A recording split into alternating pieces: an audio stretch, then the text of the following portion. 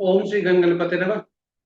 श्री गणेश की वंदना कर, दिन के स्वामी हरि विष्णु तथा बृहस्पति देव की आराधना कर, इष्ट देव का ध्यान धर, गुरुजनों को नमन कर, अभिनंदन करते हैं आपका वरुण इसको द्वारा प्रस्तुत आज के लघु पंचांग में।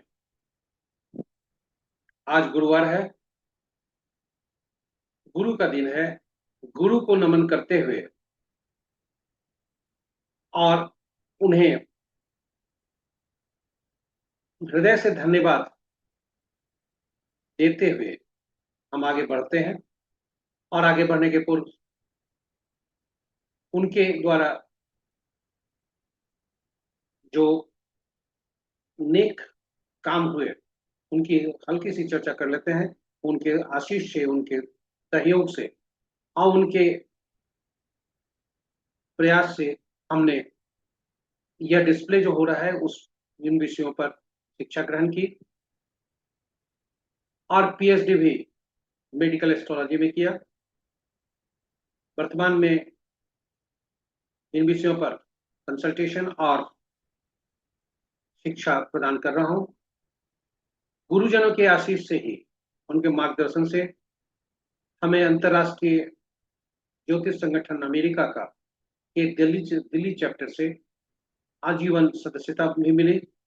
Varun Astro Soft and establishment act के अंतर्गत रजिस्टर्ड है, जीएसटी कंप्लाइंट है और क्यूआरओ द्वारा आईएसओ सर्टिफाइड है। ये सभी गुरु, हमारे गुरुजन जो हैं, जो भी हमारे जीवन में आए उनके मार्गदर्शन के अनुसार। और आज भी गुरु का आशीष के लिए हम हाथ फैलाए हैं, क्योंकि उनके आशीष से ही हम फेस रीडिंग पर शिक्षा ग्रहण कर रहे हैं। तो चलिए पंचांग की तरफ चलते हैं। गुरु गुरु को नमन करते हुए, गुरु ब्रह्मा गुरु विष्णु गुरुदेव महेश्वर गुरु साक्षात परम ब्रह्म तस्मै श्री गुरवे नमः। पंचांग एक ऐसा शब्द है जो हमारे जीवा पर जब भी आता है तो हम इसे सीमित कर देते हैं शुभ और अशुभ मुहूर्त पर। इससे आगे हम बढ़ ही नहीं पाते। यदि हम पंचांग के बारे में जानना चाहें तो छोटी सी परिभाषा पंचांग पर दे रहा हूं। इसे पंचांग पर भी बहुत लंबी प्रस्तुति हो सकती है, लेकिन छोटी प्रस्तुति पंचांग पर। पंचांग केवल शुभ और अशुभ मुहूर्त जानने का माध्यम नहीं है, यह हमारे निर्णय क्षमता, आत्मबल को मजबूत करता है। जब निर्णय क्षमता हमारा सुदृढ़ होगा, कार्य हमारे निर्णय सभी सही होंगे, हमारा आत्मबल बढ़ेगा। इस तरह से हमारे निर्णय क्षमता को सुदृढ़ करता है, हमारे आत्मबल को बढ़ाने में सहयोग करता है। पंचांग प्रकृति और ब्रह्मांड की ऊर्जा के साथ संतुलन स्थापित करने में सहायक होता है, जिससे हमारे जीवन में शांति, समृद्धि और सकारात्मकता का संचार होता है। अतः पंचांग का अनुसरण करके हम अपने जीवन को अधिक सफल और समृद्ध बना सकते हैं। तो ये रही पंचांग की नई परिभाषा। अहम भूमिका है इसकी हमारे जीवन में। यह हमारे निर्णय क्षमता को सुदृढ़ करता है, जिसके फलस्वरूप हमारे निर्णय सही और कार्य सही होते हैं, शुद्धता आती है, हमारा आत्मबल बढ़ता है। प्रकृति और ब्रह्मांड की ऊर्जा के साथ संतुलन स्थापित करने में सहायक होता है यह पंचांग, और जिसके फलस्वरूप हमारे जीवन में शांति, समृद्धि और सकारात्मकता का संचार होता है। तो चलिए आइए पंचांग का अनुसरण करके हम अपने जीवन को अधिक सफल और समृद्ध बनाएं। साथ ही साथ साझा करें इस प्रस्तुति को अपने मित्रों, परिजनों और शुभेच्छुओं के बीच में, ताकि उनके जीवन में भी शांति, समृद्धि और सकारात्मकता का संचार हो, उनका निर्णय क्षमता सुदृढ़ हो, उनका आत्मबल मजबूत हो और वह अपने जीवन को अधिक सफल और समृद्ध बना सके। तो चलिए पंचांग पे चलते हैं। पंचांग के पहले भाग में यह 5 भागों में प्रस्तुत होता है और नित्य प्रस्तुत होता है, और आपके सुझाव के अनुरूप ही पहले भाग का लघु रूप जो आपके सुझाव के अनुरूप है हम अलग से प्रस्तुति कर रहे हैं। तो आज दिनांक 5 जून 2025, माह ज्येष्ठ, पक्ष शुक्ल, शाका संवत 1947 विश्वासु, विक्रम संवत 2082 कलायुक्त, कलयुग का 5126वां वर्ष। सूर्योदय 4:58 पर और सूर्यास्त संध्या के 6:38 पर। Sunrise at 4:58 AM and sunset at 6:38 p.m. दिशा शुल्क दक्षिण है, फिर भी उस दिशा में यात्रा करने को बाध्यता हुई तो दही का सेवन कर यात्रा में शुभता है। पंचांग के 5वां अंक, वार गुरुवार, देर रात्रि 2:15 तक दसवीं, उसके बाद एकादशी। नक्षत्र सूर्योदय से सूर्योदय तक हस्ता, यानी चंद्रमा अपने नक्षत्र में। चंद्रमा इस हस्ता नक्षत्र में आज रात भोर में 3:35 पर प्रवेश किए और आज पूरे दिन पूरे रात रहेंगे। कल सूर्योदय के बाद भी 6:34 तक वे हस्ता नक्षत्र में रहेंगे, यानी कल पूरे दिन पूरे रात और आज के 3:35 भोर से ही कल के सूर्योदय के पश्चात 6:34 तक हस्ता नक्षत्र। योग प्राय 9:14 तक सिद्धि, उसके बाद व्यतिपात। करण अपराह्न 1:02 तक तैतिल, उसके बाद देर रात्रि 2:15 तक गर्भ और फिर बनीज। तो ये रहे पंचांग के 5वां। महत्वपूर्ण मुहूर्त में जाने के पूर्व भोलेनाथ को याद कर ओम नमः शिवाय का जाप कर। देखते हैं भोलेनाथ का वास कहाँ है। तो जब तक दसवीं है तब तक वे सभा स्थल पर हैं और जब एकादशी होता है तो वे क्रीड़ा स्थल पर होते हैं। दोनों शुभ नहीं है। जय भोलेनाथ। महत्वपूर्ण मुहूर्त में शुभ मुहूर्त अभिजीत मुहूर्त दिन के 11:21 से 12:15 दिन तक। अमृत काल देर रात्रि 11:49 से 1:37 तक। देर रात्रि 1:37 तक। और रवि योग आज सूर्योदय से कल के सूर्योदय तक, यह चंद्रमा के गोचर पर निर्भर करता है और इसलिए 3:35 तक से रवि स्टार्ट हुआ है आज भोर में और कल के 6:34 पर तक समाप्त होगा। विजय मुहूर्त अपराह्न 2:05 से 2:59 तक। गोधूली बेला संध्या 6:37 से 6:58 तक। निशिता मुहूर्त देर रात्रि 11:27 से मध्य रात्रि 0:09 तक। तो ये रहे पंचांग के हमारे महत्वपूर्ण शुभ मुहूर्त। यहाँ बताते चलें कि रात्रि में किए जाने वाले पूजा पाठ, जब तक साधना, तंत्र मंत्र आदि के लिए निशिता मुहूर्त श्रेष्ठ हुआ करते हैं। अशुभ मुहूर्त में राहु काल अपराह्न 1:31 से 3:13 तक। गुलिक काल प्रातः 8:23 से 10:06 तक। यमगंड प्रातः 4:59 से 6:41 तक। वर्ज मुहूर्त अपराह्न 1:02 से 2:50 तक। आपके उपयोग के लिए और आपके जीवन में शुभता लाने के लिए राहु काल का साप्ताहिक कैलेंडर हमने अलग से पोस्ट किया है, ताकि आप जो भी काम करते हैं, योजना बनाएं, कार्यक्रम बनाएं, उसमें राहु काल को जरूर देखें कि ताकि वह आपके किसी भी कार्य में अशुभता नहीं हो और शुभता ही शुभता हो। तो हो सकता है कुछ चंद्रमा के और सूर्य के चाल के अनुसार, स्थान के अनुसार हल्के से सेकंड में अंतर हो सकता है समय में, किंतु साप्ताहिक कैलेंडर फिक्स्ड है, इसलिए आप उसे जरूर देखें और उसी अनुसार अपना कार्य की योजना बनाएं। तो ये साप्ताहिक कैलेंडर राहु काल का आपके उपयोग के लिए, आशा करते हैं कि यह आपके लिए उपयोगी।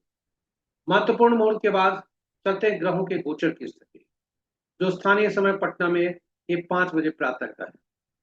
चंद्रमा कन्या राशि में प्रवेश कर चुके हैं और वहां आज रहेंगे। वहीं हस्ता नक्षत्र में चंद्रमा अपने नक्षत्र में है, वहीं रहेंगे। शेष ग्रह अपनी पूर्ववत की राशियों में। इस प्रकार मित्र राशि में 4 ग्रह, शत्रु राशि में 2 ग्रह, सम राशि में 3 ग्रह और अपनी राशि में कोई भी ग्रह नहीं है। यदि राशियों के अनुसार ग्रह की स्थिति को देखें तो शुक्र के नक्षत्र में 2 ग्रह, बुध के नक्षत्र में 2 ग्रह और शेष ग्रहों के बुध की राशि में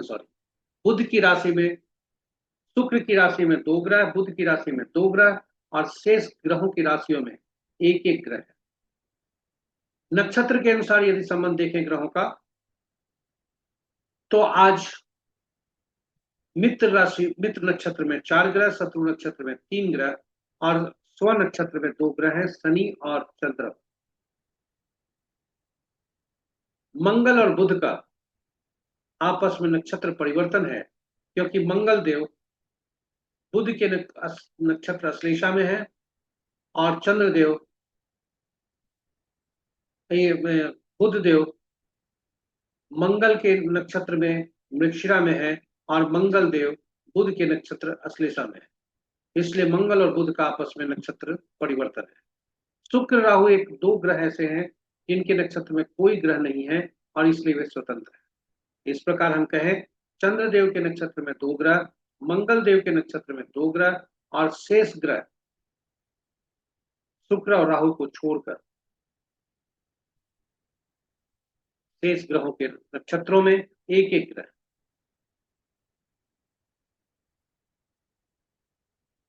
तो इस प्रकार हमारे पहले भाग की प्रस्तुति यहाँ पर समाप्त होती है।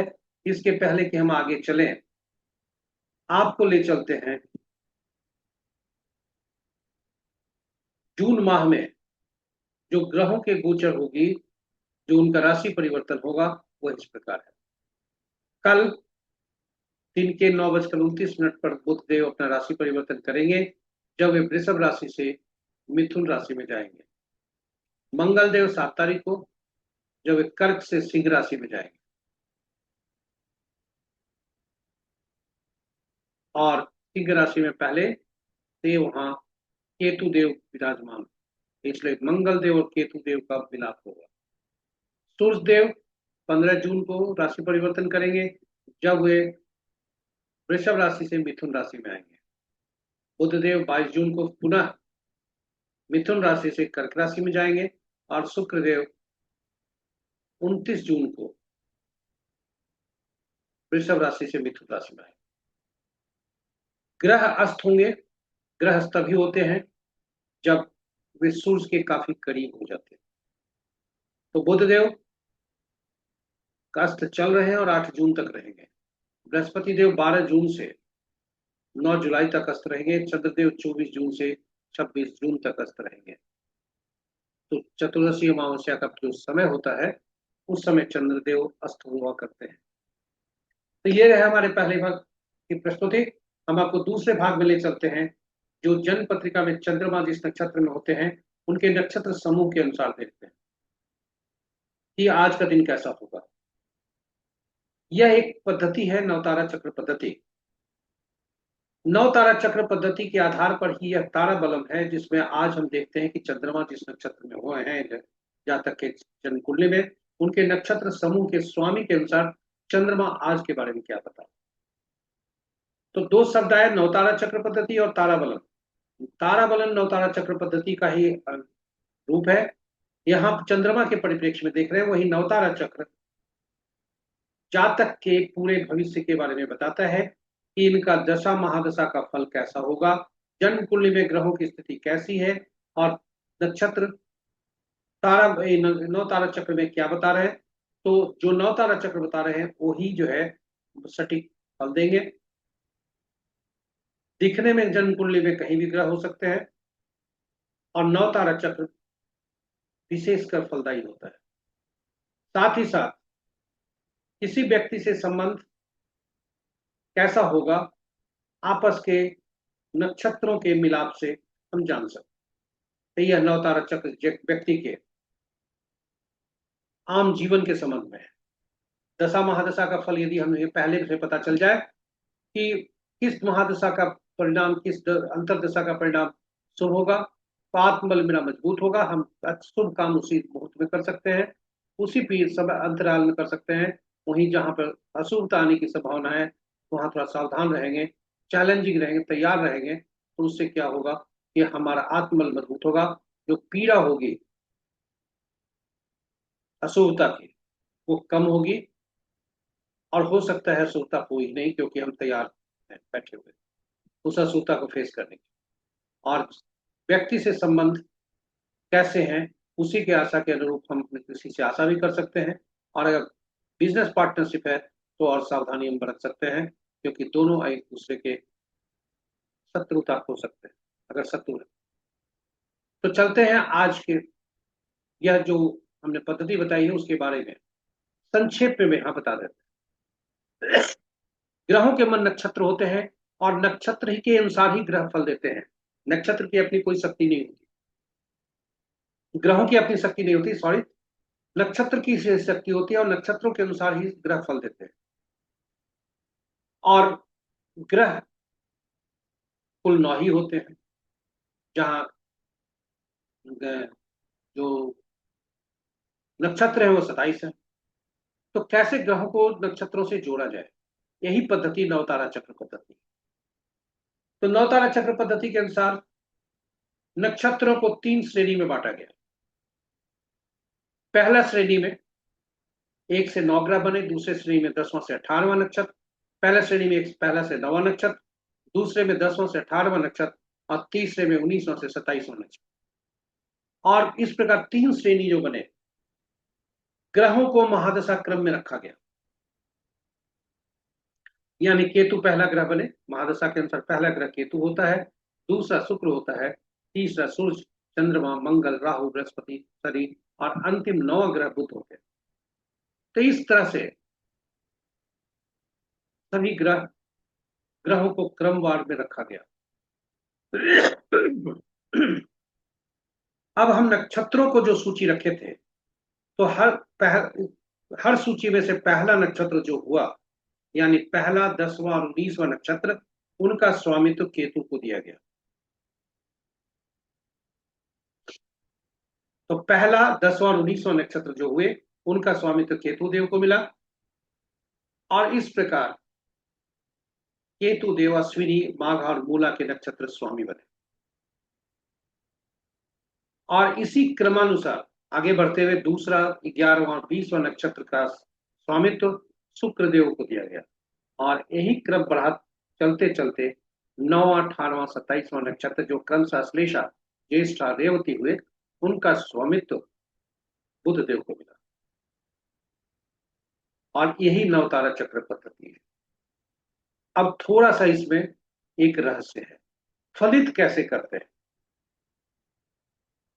यह महत्वपूर्ण है, क्योंकि यही सबका सार है। अभी तक हमने विधि जाना कि कैसे नक्षत्रों को ग्रहों से जोड़ा गया, ये प्रोसेस हमने जाना। और अब हम देखते हैं कि फलित कैसे करते हैं। तो जन्म पत्रिका में चंद्रमा जिस नक्षत्र में होते हैं, उनके नक्षत्र समूह के स्वामी जो बने, नक्षत्र स्वामी, उस ग्रह से गणना शुरू की होती और वहां से ग्रह की गणना कर पहला ग्रह जो होता है मिश्रित फल देता है। अच्छा तो नहीं होता लेकिन मिश्रित फल देते हैं। वहीं फिर तीसरा, 5वां, 7वां जो ग्रह बनते हैं, वे क्रमानुसार अधिक पीड़ा देते हैं। तीसरा विपत, 5वां प्रत्यरि और 7वां नैधन्य हुआ तक करते हैं। तीनों अशुभ है और इनकी पीड़ा की इंटेंसिटी जो है, मात्रा, जैसे जैसे ये बढ़ते हैं, इनका क्रम बढ़ता है, वैसे वैसे वह बढ़ता है। तो तीसरा विपत होता है, खतरा होता है, अशुभ बाधा डालता है हमारे काम कार्यों में।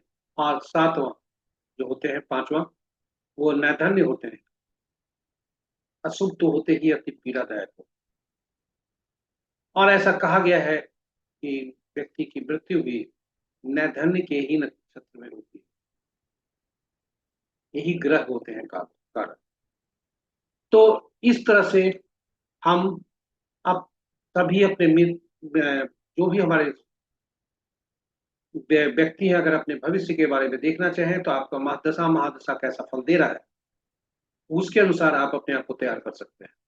और जन्म पत्रिका में चंद्रमा जिस नक्षत्र में हुए, नक्षत्र स्वामी के ग्रह से, नक्षत्र स्वामी से दूसरा, चौथा, छठा, 8वां, 9वां ग्रह जो होते हैं, वे शुभ फलदायी होते हैं। तो शुभ जब भी फल मिल रहे हो, उस समय शुभता अधिक लाएं, अधिक से अधिक अपने कार्यों का निष्पादन कर शुभ कार्यों में लाकर, चाहे वो गृह प्रवेश हो, विवाह आदि हो,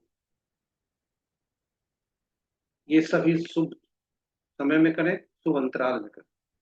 और आज का भी नक्षत्र यदि आप देखें तो आज का नक्षत्र आपका क्या बता रहा है, ये कहते हैं इसको तारा।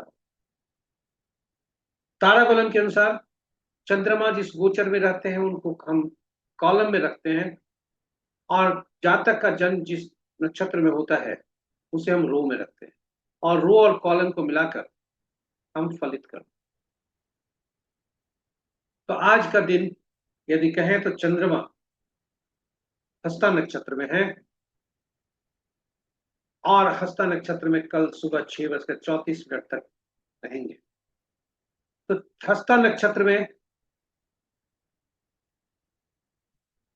जब तक है तब तक जातक जिस नक्षत्र में जन्म है उसके अनुसार देखे।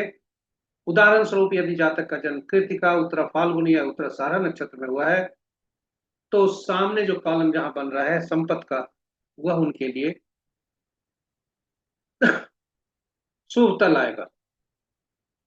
तो यदि कहें शुक्र के नक्षत्र में जन्मे जातक भरणी, पूर्वा फाल्गुनी, पूर्वाषाढ़,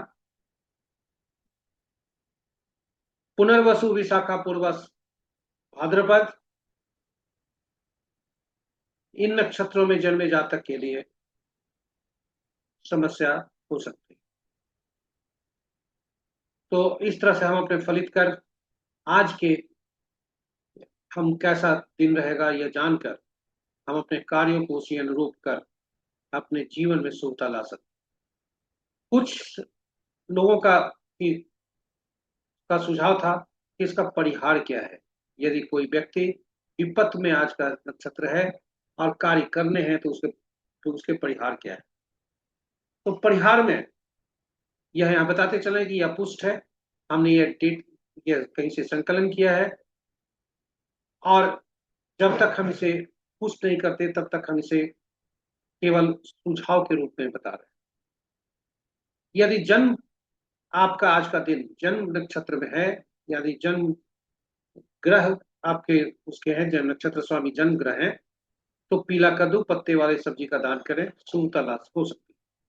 वहीं विपत्त में यदि है तो गुड़ दान करें, प्रत्यरीय है तो नमक दान करें, किंतु नैधन्य में है तो मुहूर्त को त्यागे। मजबूरी यदि बहुत मजबूरी, अत्यधिक मजबूरी हो गई तो तिल सहित स्वर्ण का दान करें। ये परिहार के लिए हमने संकलन किया है, तो यह आपके लिए उपयोगी है होगा, यही हमारी आशा है। अभी तक हमने देखा जन्म पत्रिका में चंद्रमा जिस नक्षत्र में होते हैं उसके अनुसार कैसा फल होता है।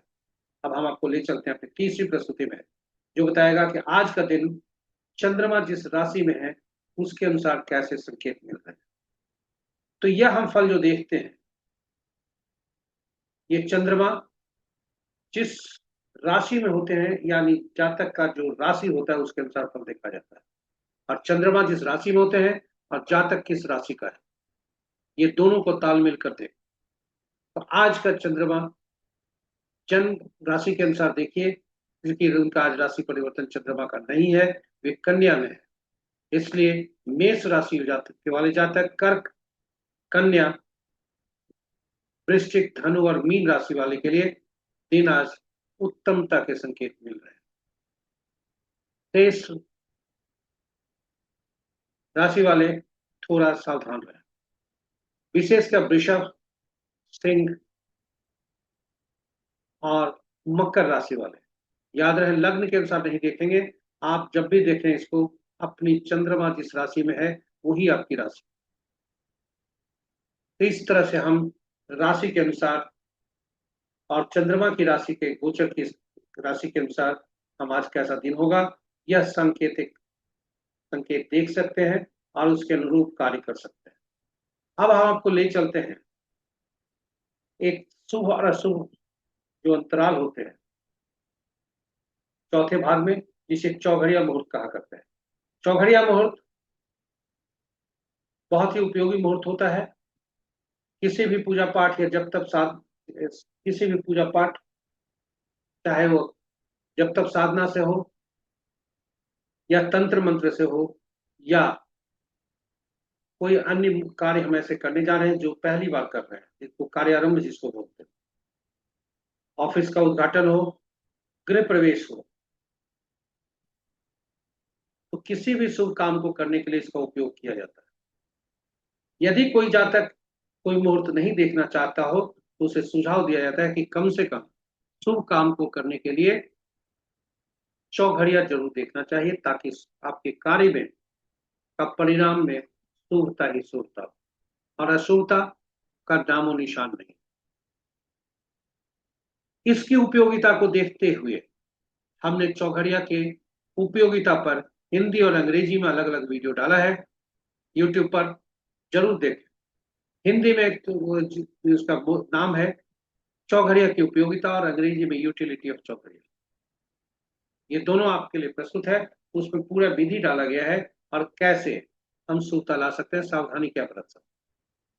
तो आज संक्षेप में बता दें आपको कि कुल 8 चौघड़िया दिन के और 8 चौघड़िया रात के होते हैं, किंतु सप्ताह का 7 ही दिन होता है, इसलिए 7 चौघड़िया का ही नामकरण हुआ। और 8वां चौघड़िया जो है आरंभ का चौघड़िया, वो ही अंत का भी चौघड़िया हुआ करता है, दिन का भी और रात का भी।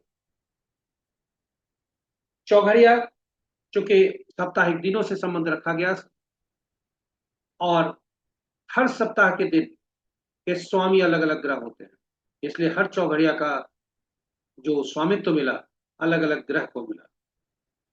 और हर चौघ ग्रह कोई विशेष कार्य करने के लिए अति उपयुक्त हुआ करते हैं। तो हर चौघड़िया कहिए कोई विशेष प्रयोजन के लिए उपयुक्त।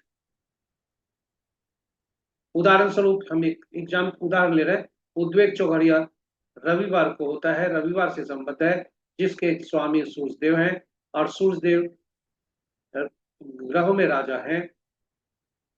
अंक शास्त्र में भी उसे 1 अंक प्राप्त है जहां राजा का होता है, तो सरकारी कार्यों से संबद्ध रखता है उद्वेग चौघड़िया।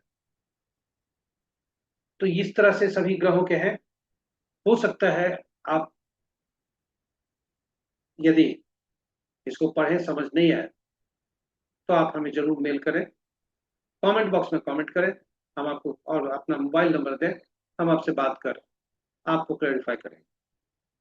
किंतु उपयोग में जरूर करें ताकि आपके जीवन में शुभता ही शुभता लाए आए, और साझा करें अपने मित्रों परिजनों और स्वजनों के बीच में, शुभेच्छुओं के बीच, ताकि उनके जीवन में हर एक कार्य शुभ फलदायी। चौघड़िया को देखते समय यह जरूर देखना चाहिए कि दिन का चौघड़िया जो होता है, दिन में भी 8 चौघड़िया होते हैं, रात में भी 8 चौघड़िया होते हैं। जो आरंभ चौघड़िया होता है दिन का और रात का, वही अंत का चौघड़िया होता है। और यह जरूर देखें कि दिन का चौघड़िया राहु काल, काल बेला और वार बेला से ग्रसित हो सकता है, और वही रात का चौघड़िया काल रात्रि से ग्रसित हो सकता है। तो वैसी स्थिति में उन चौघड़िया को जो अशुभता से अधिव्याप्त हो त्याग कर देना चाहिए, उपयोग नहीं करना चाहिए, नहीं तो उसमें अशुभता ज्यादा आती है, शुभता का नामो निशान नहीं। आज का चौघड़िया देखें यदि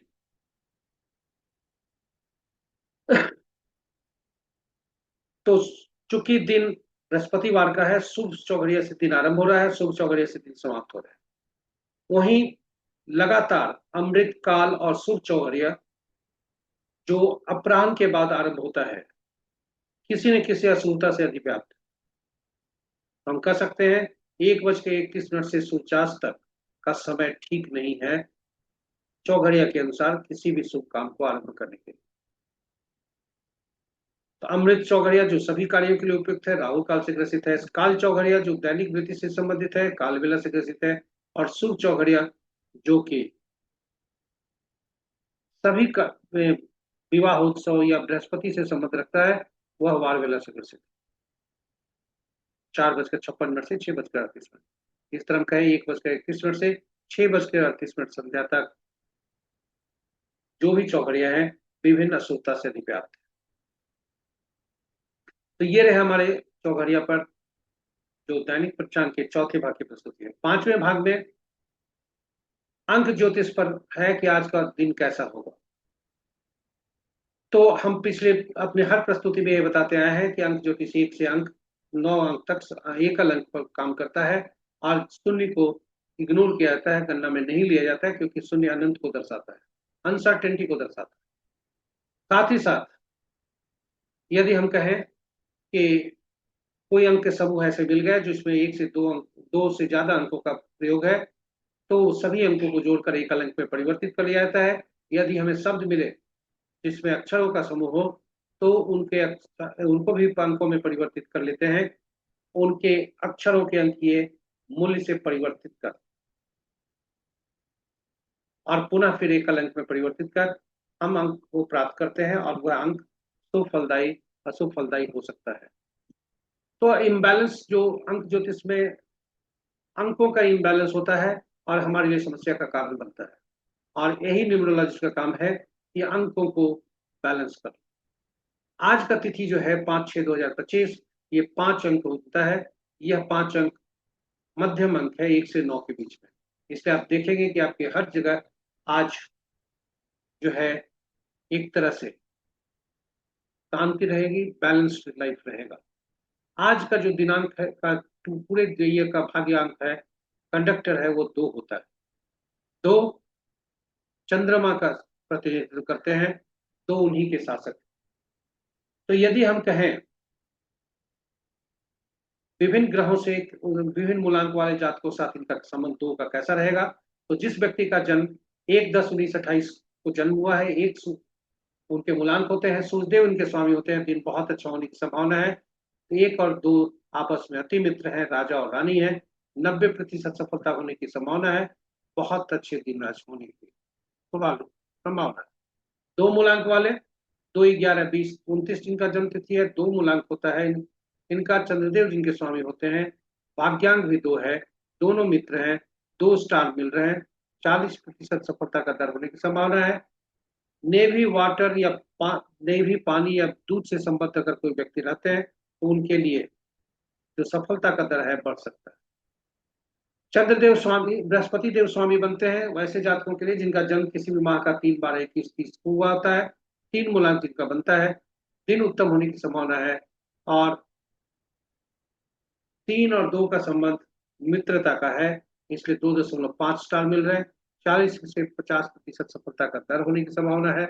अगर जल या नेवी से संबद्ध है जातक का तो सफलता का दर बढ़ सकता है, शिक्षा में भी सफलता का दर बढ़ सकता है।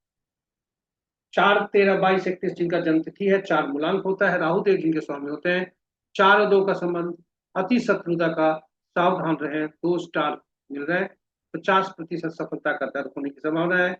स्ट्रगल हो सकते हैं, डिप्रेशन हो सकता है, आज असंतोष हो सकता है, क्योंकि 4 वायु का कारक है और 2 पानी का कारक।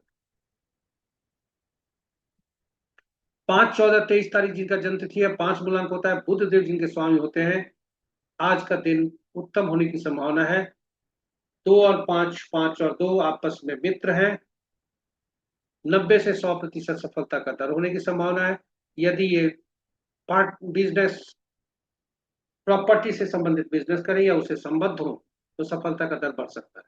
6 मूलांक वाले 6/15/24 जिनका जन्म तिथि है, शुक्रदेव जिनके स्वामी है, दिन उत्तम होने की सामान्य होने की संभावना है। 6 और 2 आपस में तटस्थता का संबंध है, 2 स्टार मिल रहे हैं, 70 से 80% सफलता का दर होने की संभावना है। स्वीट मिठाई दूध और पानी का जो संबंध है से संबद्ध यदि जातक का है तो सफलता का दर बढ़ सकता है। 7/16/25 जिनका जन्म तिथि है, 7 मूलांक है, केतु देव जिनके स्वामी है, 7 और 2 का संबंध अति शत्रुता का, 50% सफलता का दर होने की संभावना है। इन ट्यूशन के अनुसार जो पूर्वाभास जातक का होगा, यदि उनके अनुसार काम करें तो सफलता के दर बढ़ सकते हैं। तो केतु देव 7 और 2 का संबंध अति शत्रुता का। 8/17/26 को जन्मे जातक, 8 मूलांक होता है, शनिदेव जिनके स्वामी होते हैं, सावधानी जरूरी है क्योंकि 8 और 2 अति शत्रु हैं आपस में, 0% स्टार मिल रहे हैं, स्वास्थ्य पर ध्यान देने की जरूरत है, स्वास्थ्य के मामले में आज जूझेंगे आप, परेशानी होगी। 9/18/27 को जन्मे जातक, 9 मूलांक होता है, मंगल देव जिनके स्वामी होते हैं, यह अच्छा नहीं है, आपस में 9 और 2 शत्रु होते हैं, 1.5 स्टार मिल रहे हैं, 30% सफलता का दर होने की संभावना है। 2 अंक रानी का, चंद्रमा का, 9 अंक सेनापति का, एग्रेशन का, गुस्सा का। स्वाभाविक है जहां 2 और 9 मिलेंगे क्रोध होगा, और मैरिज लाइफ में प्रॉब्लम हो सकती है, बहस हो सकती है, झगड़े हो सकते हैं। तो आज का 9 जातक सावधान रहें। तो ये रहे हमारे पंचांग के बारे में प्रस्तुति। यह बताते चले, यदि आपका जन्म किसी माह के आज जन्म हुआ है, मैं यानी 1 से 31 तारीख तक किसी भी माह का जन्म हुआ है, तिथि के अनुसार हम उसके बारे में अलग से प्रस्तुति कर रहे हैं, जरूर देखें उसको। तो चलते हैं। थैंक यू, धन्यवाद देते हैं आपको हमारे साथ बने रहने के लिए प्रस्तुति में अंत तक। आशा करते हैं कि आपके लिए प्रस्तुति उपयोगी होगा। यदि हमारे इस प्रस्तुति को पहली बार देख रहे हैं तो सब हमारे चैनल को सब्सक्राइब जरूर करें और साझा करें अपने मित्रों, परिजनों और स्वजनों के बीच में, ताकि उनके जीवन में भी सकारात्मकता का संचार हो, वे सफल और समृद्धशाली उनका जीवन हो न बना सके, ताकि इसलिए उन्हें साझा जरूर करें और पुण्य के भागी बने। बृहस्पति देव की कृपा पर बरसती रहे। इन शर्तों के साथ हम आपसे विदा लेते हैं। कल फिर नई प्रस्तुति के साथ आपके समक्ष उपस्थित होंगे। तब तक के लिए ओम ग्राम ड्रीम रॉक गुरुवे नमः। जय श्री कृष्णा, जय हरि विष्णु।